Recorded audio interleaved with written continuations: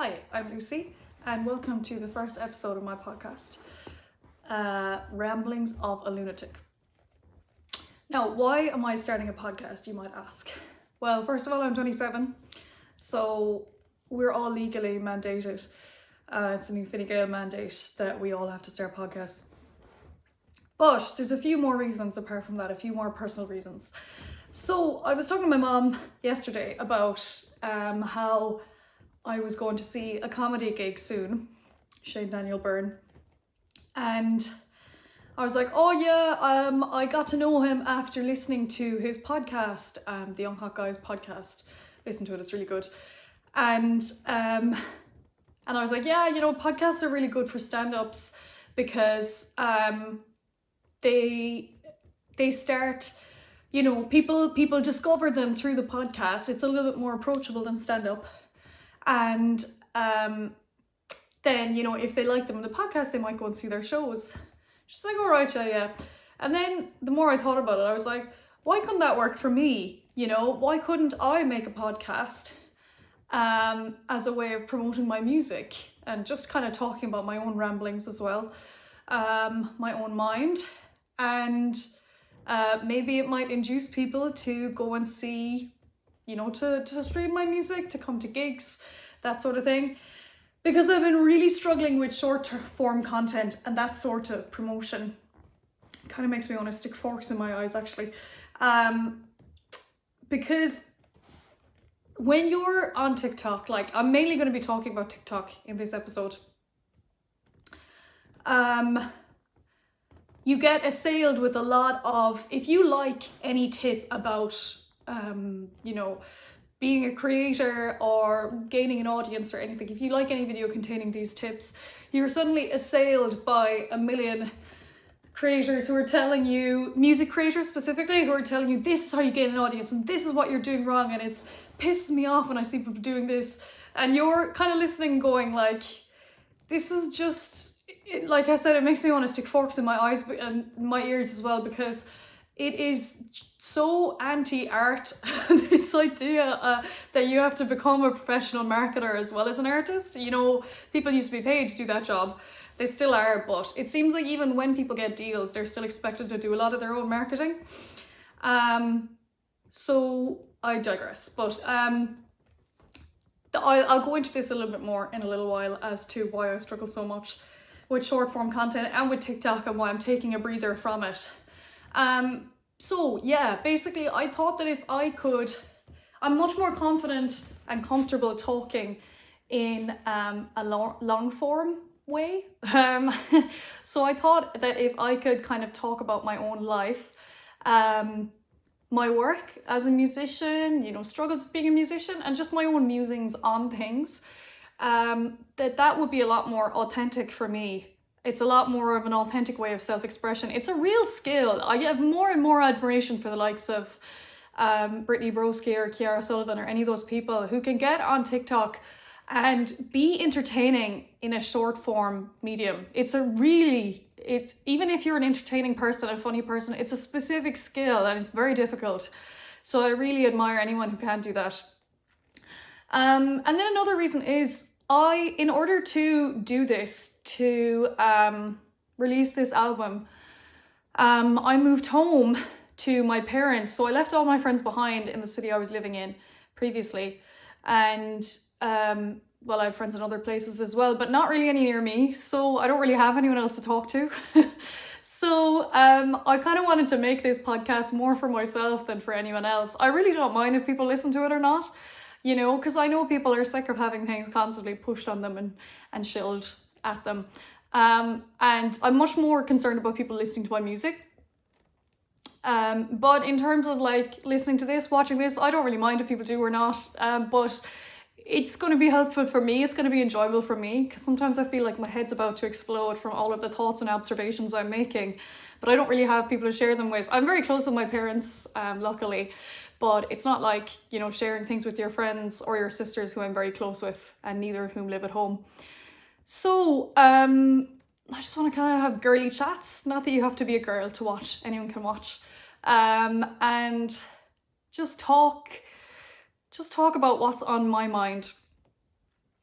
And hopefully people will like it. I have been told by many people before that I should start a podcast, but I always kind of struggled with the idea. I think the reason it's okay for me now is I think it always had to have a purpose of advancing something else.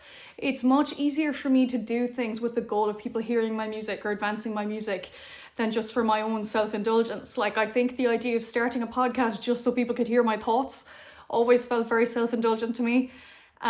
Whereas now, when it's for the greater goal of promoting my music and hopefully people getting to know me through this and maybe getting to know my music through that, that is kind of freeing for me, that idea. So today I wanted to talk mainly about TikTok for as long as I can without pausing, because I don't like when podcasts have a lot of chops or a lot of edits. So I have my little handy dandy notebook over here with some observations. So yeah, I wanted to talk a little bit about coming to TikTok as an artist, as a musician, and the sort of personality that seems to be required from you. Again, you get assailed with all this stuff about how to make viral content, and there's kind of two different categories of guides that I see, or gurus. There's people who are just general creator gurus, so they're like, this is how you become a creator, this is how you get views being a creator, which I couldn't care less about. Like, I have no interest in followers for the sake of followers, or people listening to my opinions or my thoughts or my hot tips, or here's how you're doing this wrong, But then you, on the other hand, then you have music specific gurus who want to help ostensibly musicians and artists grow on TikTok, and both have their place, and I've gotten useful tips from both of them. But like, in terms of the general gurus, I've seen videos where they say like, you need to be posting, girl, if you wanna make this your job, you need to be posting 3 times a day. And I was like, I tried to post every day back in January and it nearly fucking killed me. Like, I nearly went out of my mind on TikTok, because when you post there, it also means you have to spend a lot of time on there, and it's a hellscape, so that nearly drove me through a wall. And I saw somebody else in the comments of that video, they were like, yeah, I posted 13 videos today and one of them's doing well. You just have to keep working, ladies. And I was like, 13 videos? Like, you obviously don't have a job, but like, what the fuck are you doing, And it just kind of has led me to ruminate on how I think capitalism and work under capitalism has become such a hellscape that people have turned to marketing themselves absolutely ruthlessly and constantly trying to package and sell themselves and turn themselves into a product in the hope of escaping it and becoming one of those people who makes 30k for a video, or a post. But I digress once again. There's going to be a lot of digression on this podcast. I hope you're okay with that. And then there's also the music side of things. And a lot of what these music gurus are saying basically is that, yeah, you might think you're this artist, but what you need to be is a marketer. You need to be an influencer. And I saw one the other day that this guy was like, if you're a music artist in this day and age, you're no longer, and you want to be successful, on TikTok, you're no longer a music artist, you're a multimedia artist. And again, that made me want to, put my head in the kettle, because I think, like I said, it's just the most anti-art sentiment and feeling ever, that you have to totally sell yourself. And I know, like, music is about selling yourself, but then with this podcast idea, I've kind of thought, well, I'm trying to find a way to do this my way, and this could maybe be my way. And yeah, so I thought, okay, with this, I'm becoming a multimedia artist, but not in the short form content sense. And that brings me on to some of my issues with short form content, watching it and making it. Because of course, watching it, everybody knows, like I'm not going to be reinventing the wheel here by saying that we were never meant to hear this many people's opinions.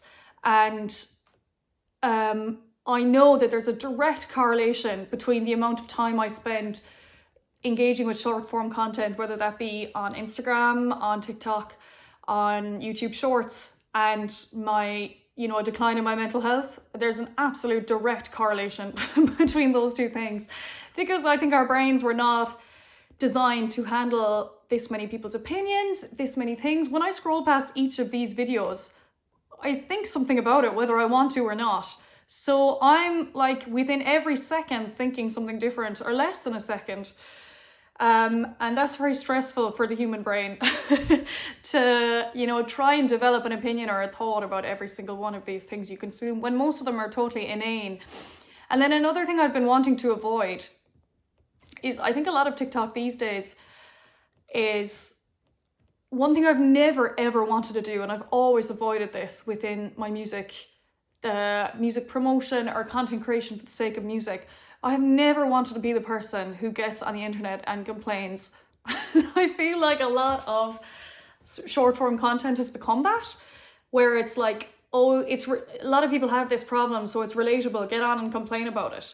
But I'm like, I don't have anything to complain about. Like, my life is great. Who am I to get on the internet and start complaining about my life? Like, it's ludicrous to me the way this is kind of pushed on people, and how, I guess, like with social media, you have this negativity bias.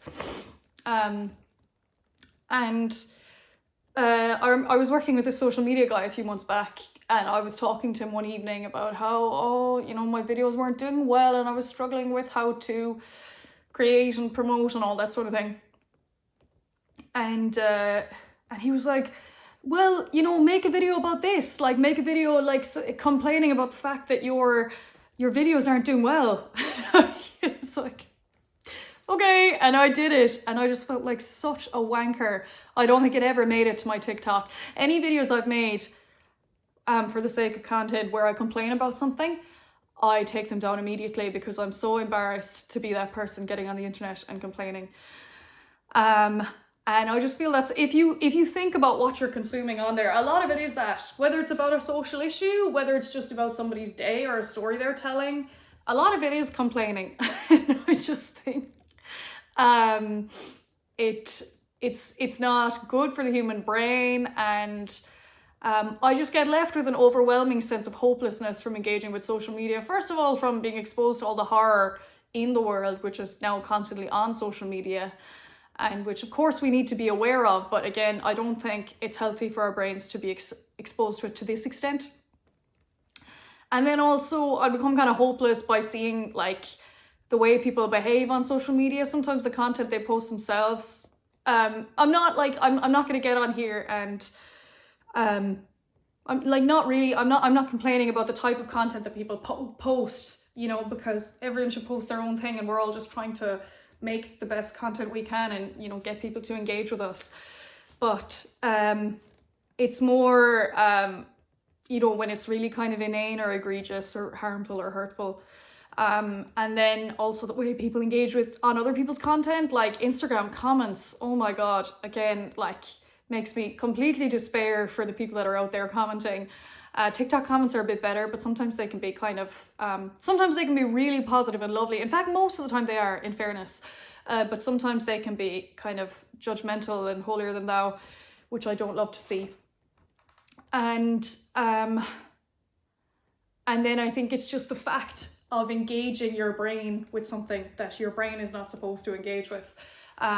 It always leaves me with this overwhelming sense of hopelessness, which is not the reality of the world, really. Like, I think we all have this sense of hopelessness, which is not really the case. Like, when you look at statistics, like the world is doing okay now by and large. But because of this overwhelming negativity and negativity bias we're being exposed to, we take on the social issues of other countries, and I'm not talking about even countries that are at war.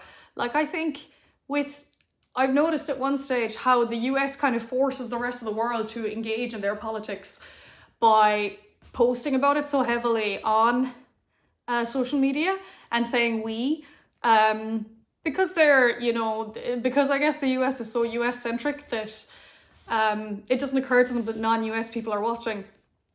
And then those of us from outside the US watch it and we hear this we, and we could become concerned about these problems as if there are problems, but they're not, you know?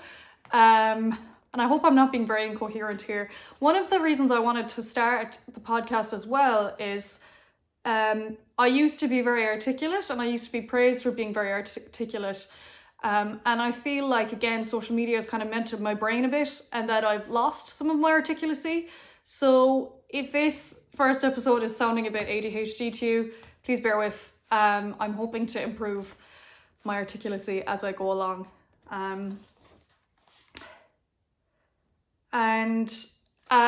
Yeah, so those are a few of the points I wanted to make about TikTok in particular, and then just short form content in general. I've been thinking about how difficult it is to switch your brain off from it, especially when you feel you have to engage with it, like as a musical artist who has to spend a certain amount of time self-promoting and looking at what other people are doing online. Anytime I've tried to disengage from TikTok, I've ended up spending time on YouTube and YouTube shorts. And however bad TikTok is, YouTube shorts is a million times worse. The ones I get assailed with the most are the ones of men. I'm going to call out the side men. And then there's also one with rappers like DaBaby and Elite Shoppa and those people.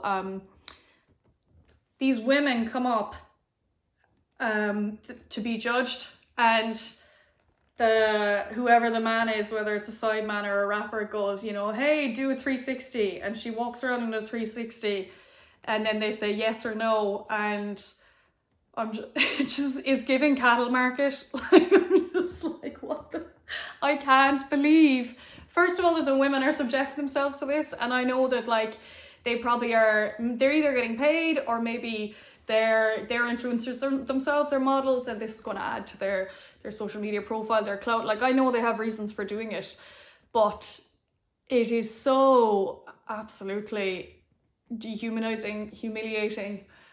I really, really hate those videos, and it makes me think, what is happening to men, to women? What is happening to all of us?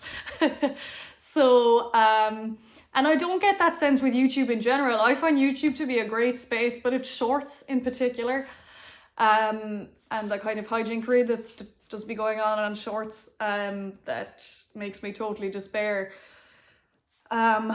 So I've arrived at my point towards the very end of the podcast.